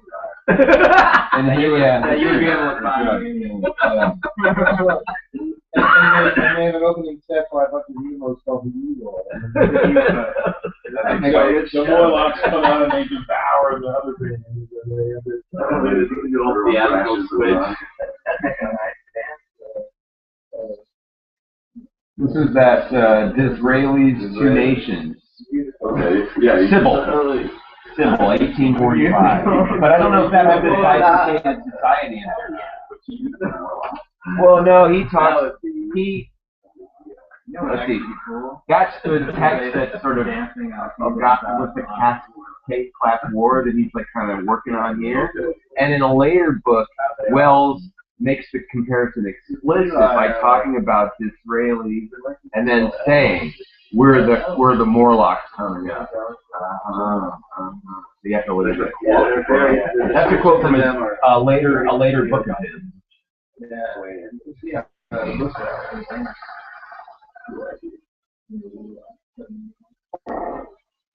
Yeah, so we were saying how Wells was like, not only is he basically the first science fiction writer, but he's the first like guy who they make the movies out of, and his movies are like sensational, big budget things that are kind of low art. You mean he was literally one of the first authors that started doing sci-fi? Yeah, absolutely. And they say here that like in all this they say on some of his books, like after World War I, they called him the most widely read author. So he's like this, global author. One of the first global, probably the first global author. It's not like, it's a fiction writer. And he's selling, just millions and millions. But yeah, and he's not taught in colleges. He's not in the canon. He's working on this very sort of pedestrian, pop fiction. Yeah, it's marketed. Right, and this was written on contract. Like, he had a deal. Like, here's your money, and go write it. And it's early too. He only written. Basically, the publishing company said, "Okay, we're gonna try it." Yeah. He's the father, and that's what I was thinking. He's the first guy who's like actually thinking of, okay, I'm going to use the science of my day, and I'm going to extrapolate out from that what is possible, and I'm going to write in that, and I'm going to have a critique over and over. Yeah, and I'm going to have a critique of what mankind is all about in there. So, yeah, he's the father. There's those 3 points you talked about. There's nobody else. Yeah, the science of the day. Most current science. Yeah.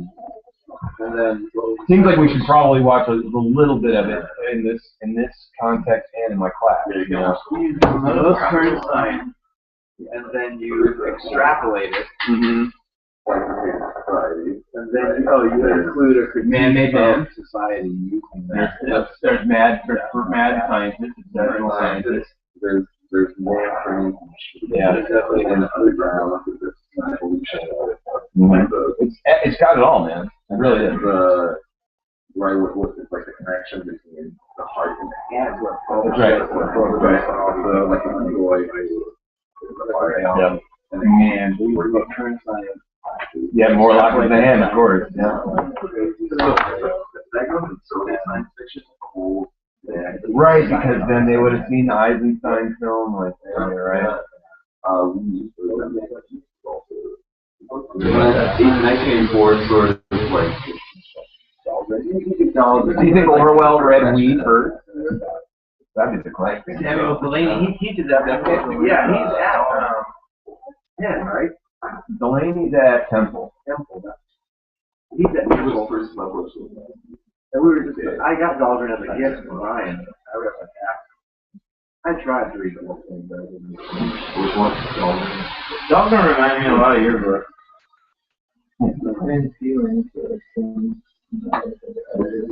Dahlgren's done with Samuel Delaney. That's like 3 hours. It's just mega long book. That was the one that Dick was fucking rat. He hated it, yeah. He didn't have, he was tall, no tall. Yeah. And I think he's probably, like, creeped out by it. Yeah, you know. Yeah, he was awesome. He's super homophobic. He was always afraid of something. Oh yeah. He had, yeah. Yeah. Yeah. Did he not have, like, sex with you? Well, yeah, he has the dry spells. Yeah. Yeah, well, he definitely had his dry spells. He definitely was like suicidal over his dry spells. But, you know, who hasn't been?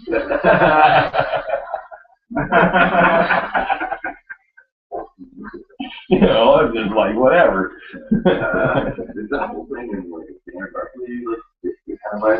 Pretty much. The Donna thing is, yeah, the chick that just like comes over all the time, and super nice and super hot, right on your. You can't touch her. As usual. Yeah. Right. Story of my life.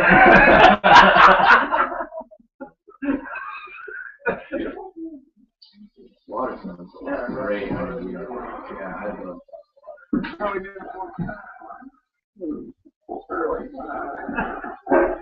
Yeah, but this is the best. over here. That's the brand new one, man. Yeah, man. Cool. You can give, I'm sorry, I forgot your name already. Ryan, take those two, man. That's my zine. Man, they were It's regular love. Yeah, well, we look at it,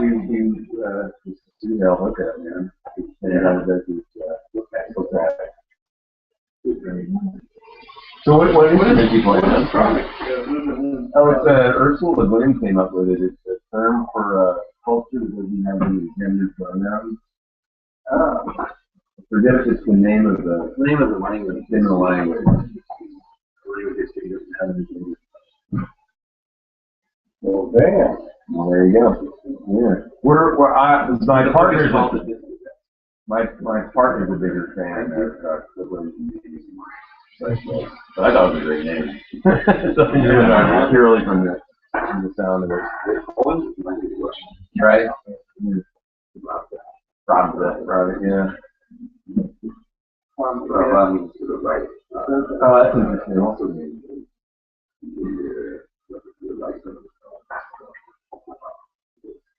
like the act of getting it, or the jerk one? The act of what I mean.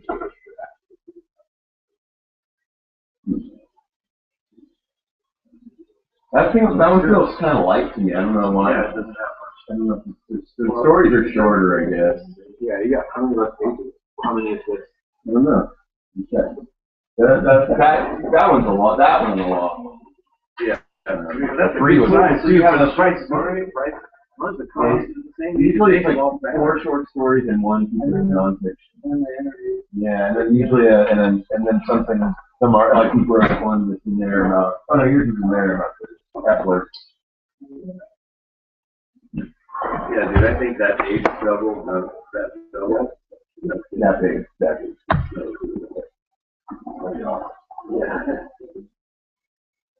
Yeah, that's our new plan, Chris. We each have like a fairly long short story, and we're gonna put them on a little, put it into double. So make it small, so it'll be nice and thick, and then have it read one way, and then you flip it over, and you do it.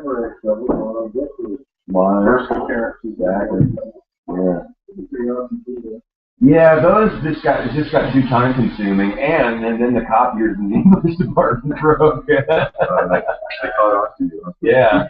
they had it fucking shit, man. You went a whole semester with basically one copier. Like, oh, you Right. Yes, you're in the next one. I actually enjoyed it. I'm not totally loved it. I haven't seen any of them. I feel totally. I never got into comic books. I don't know any of that. I'm on the lore.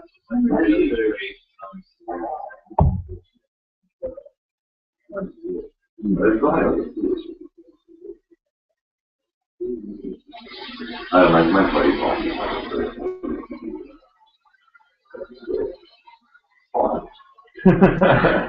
I think I'd have I would yeah. Oh, the last order of business is next week. What is next week? Next week is another Wells story, because this Wells story can't make the curriculum. Can't fit in the novel. H.G. Wells is the star, All right. and E.M. Forster is the machine stop. So prepare yourself. So you're just going like right down the line. Right down the line. We spent a long. We probably. Yeah. We spent We spent probably too long in the precursors. But yeah. We're in the stride now. It's gonna go pretty quick. I mean, the thing is, this is a really good anthology, except it goes from 1909 to 1931, and it just pretends there's nothing there. And there's a ton of stuff. Shit. There's all that Jack London stuff. And, there's Gernsback at fucking amazing, whatever, sounding, whatever. Yeah, no, there's this great story we're gonna read called Ralph 1241 Plus. Oh baby, yeah. I don't know why it's not in here. I have no idea. they'll see about that. Exactly. Well, I'm Facebook friends with this guy. I just know he's really busy right now, but I can ask him. But this is pretty good. This goes all the way up to 2008 with Ted Chiang. I'll see you next story. That sounds great. And then they break it. Then they have another table of contents where they do thematic, apocalypse, years, evolution. But I think this book is like 7. I don't want to make my fucking student. And then you're not going to do every story in here. And if it's by novel, that doesn't seem right. If you make the reader, then there's a record. They want to basically what they want to do is they want to prosecute everybody that's ever made a reader. That's how they'll like generate enough cash to mount a lawsuit like that. Something, I don't know. Sure. They say no matter what you do, the students are reading it off it. So no matter how you present the material to it.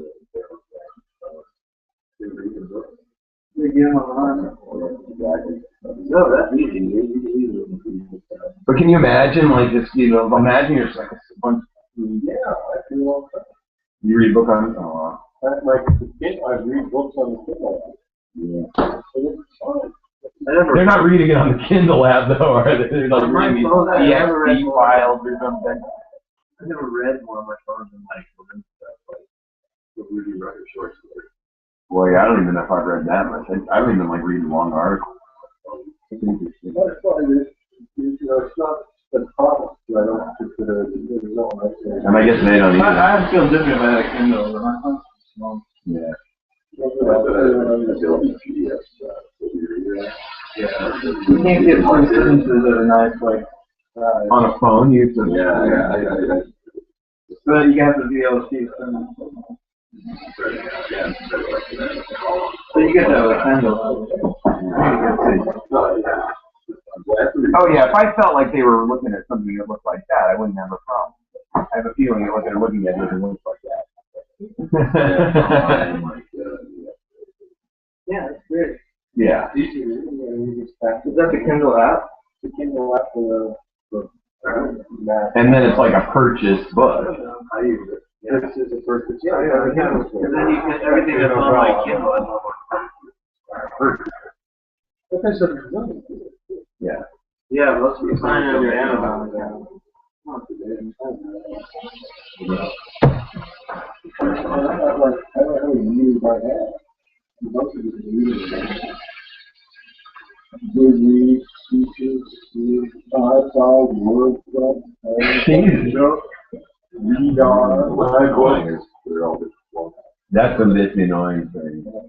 That's the bummer with like trying to provide traffic digitally. Yeah. It's like, how do you- It is. They come to figure out that book thing, anybody can do a book. Make your own form.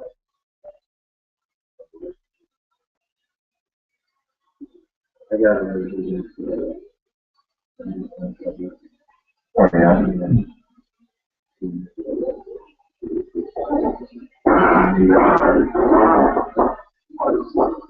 Oh, yeah. The early days of printing books also had a lot of different formats. I'm going to that more and more than we've got in books. Nice. That could happen in the way it's done. Oh, it ultimately, sure, it certainly will. It already has.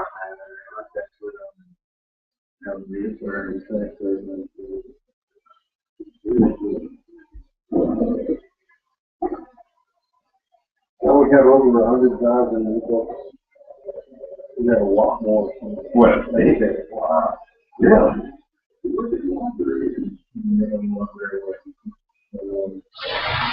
Yeah, so we're gonna, so to speak about everyone's on the phone, when we redo our website, we're saying we're gonna make it responsive, whatever the word is, so if you switch up and screen like that, Oh, there's no menus or class or pictures to do whatever it is, it's all CSS. So if you spread it out, you know, so like there's a phone size of object, there's a tablet size of object, side, it you know, it just sort of neatly collapses itself into whatever. So you only have to have one thing. You just have a tablet, a movie, so we're still do that. But that doesn't, that sort of got nothing to do with the way we present catalog. That's what Well, when I see one now, it's like, oh, I can get it because it's a new book. That's what my mind says. Oh, I know it is. No, it's wrong about tons of shit. That's not the point. Well, you might try an ebook or two because the things that run old ones that you get keyword in there. Well, I have an iPad, so I can check it out. It's just, I'm not kind of a Luddite. I kind of like, look at how I read books, man. I'm just like one of these guys. So when you buy a book on an ebook, right, check out how these work. Well, there's a librarian. How much do you tell your ebooks is for like what, $7? Yeah, In my personal life, not my professional life. In my personal life, there's an ebook store website. Oh, that's really crazy. You pay like whatever, like $15 for a big small book. Yeah, my mom loves her nut going. Cheaper than buying books.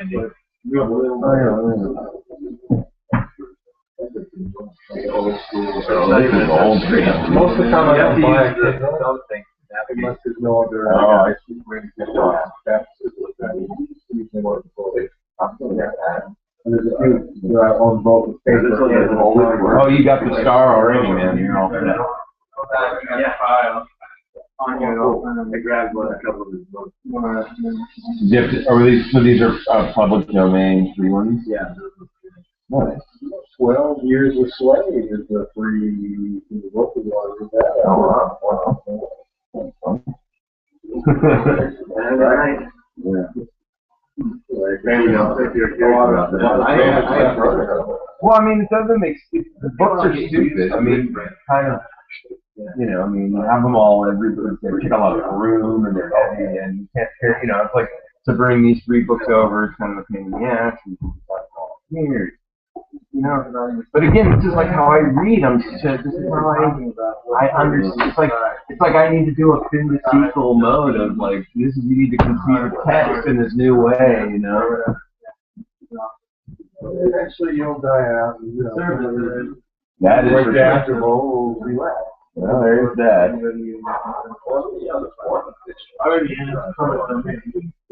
If you get someone else, Yeah.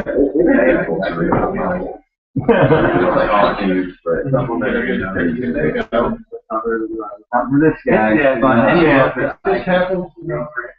want to read. I'm not gonna buy it. I like books. you make it. Yeah, exactly. I always Like cleaned up. I always like am brushing up against the limitations of the reading experience. Like, you know, like, oh, my hand's getting tired reading. Like, you know, always, or like, I have to be on this side so the light is coming through the window. You know. It's actually been kind of cool this today myself. It's on final. Yeah, the pot.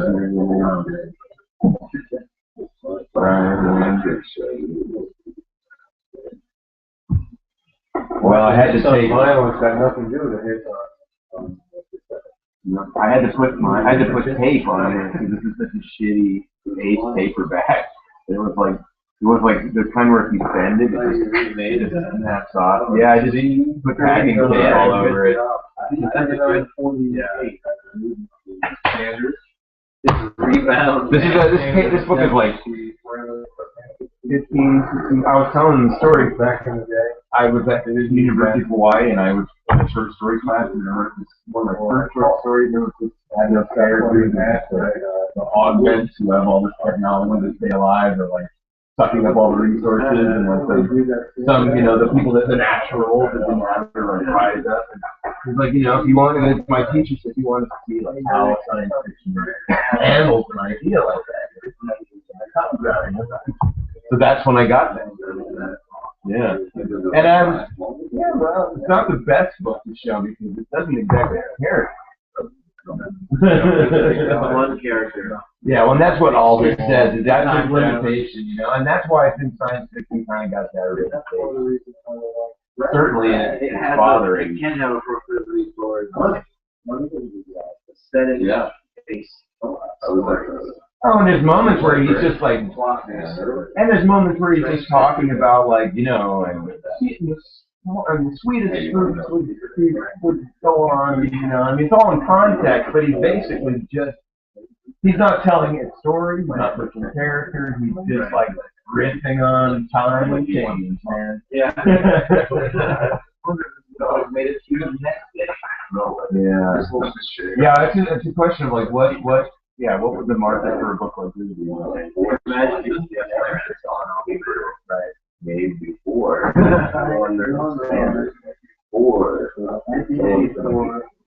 Now when that book was made, that's a picture of him as an old. Oh, I guess that's the time traveler actually. Yeah, it was like right in his glove. And all of the epilogue, yeah, all of the epilogue. So, I want to go Yeah, it's a nice short little, trim little book. It dragged a little for me in the woods of the fire. Yeah, I was like, why are you burning the sports down? Well, at least the He sports didn't really even intend to. It's like almost like the fiction got away from him a little bit there. It seems like he was writing it serially or improvising. Oh yeah, it does seem like he was improvising. It doesn't seem like he was following thing. Yeah, he had these points and knew he was reaching and stuff was whatever. There's some. I kind of want to like. What are the Futuramas that overlap? There's the one where they go way in the future. There's like a couple Futuramas where they Oh, go we're like way. they go to the Olympics and every country has 3 members. And there's like 4 million countries at the Olympics. So great. That one. Oh, I remember when they go. awesome. They go. He goes like so far. He tries to go so far, and he wants to go like make a flip or something. Right. Well, I gotta watch the next time when I'm here. Yeah, you want to see like what? I definitely want to see the places like Futuramas where they're referencing the stuff, showing class. I do it home. Here's a paper clip. You're trying to poke a finger in the poker. Here. Right, they moved from like store.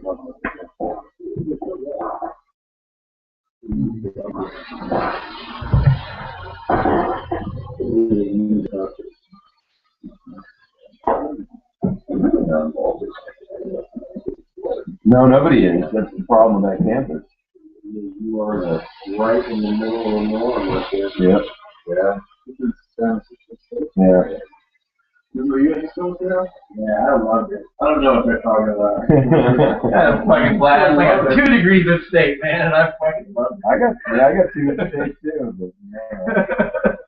And I like being there, but yeah, I always wish there was more to. I get the problem with campus life is, you know, it's not like if there was great shit there, you know. Oh, we'll do stuff. It's like, what are they gonna do? Well, the thing about it is, yeah, you live in San Francisco, like nobody's gonna hang out on campus. That's the way that's the philosophy behind the way that campus is. Yeah.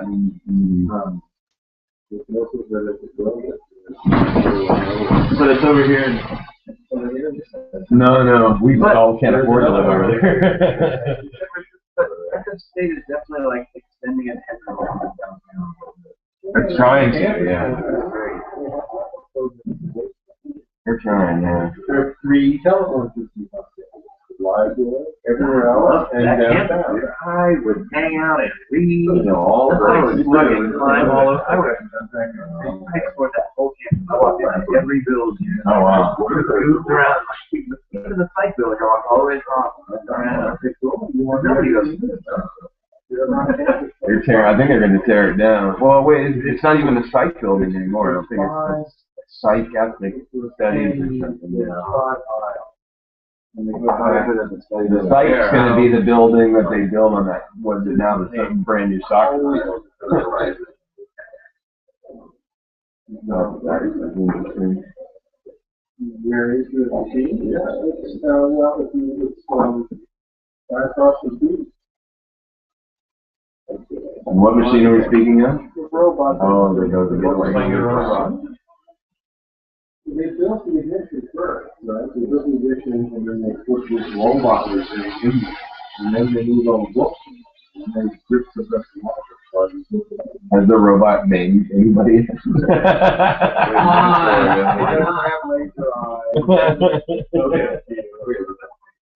about robots in general. You can't browse. Yeah. You can't. Oh, yeah. But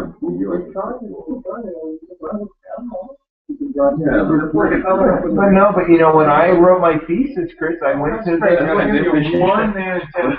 No, I wouldn't have browsed on the library. I'm not even going to the library. Yeah. Well, it is. I'm rich. I have my own library. So But my thesis was made by a book that I spotted in the stack. Getting a different book. You gotta go to the stack. Every group book. Yeah, Russian Hebrew book, right? And millions of let's call them their name. And then same with them, they just funny looking, weird books like Terrence. Called the Archangel Bible. That's how I discovered Terrence. Books at Stanford, Green Light. There you go. That's what's happened to the robot. Beautiful books.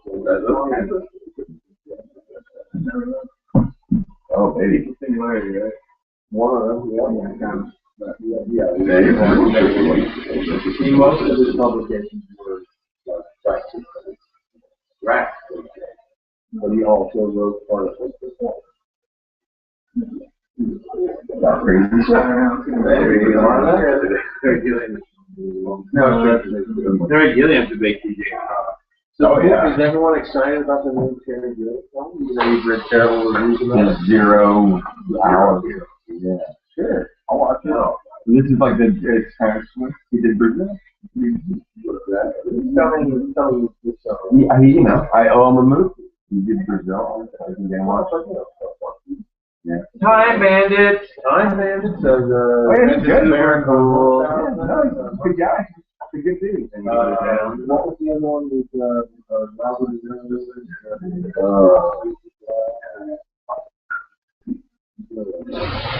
Jabberwocky.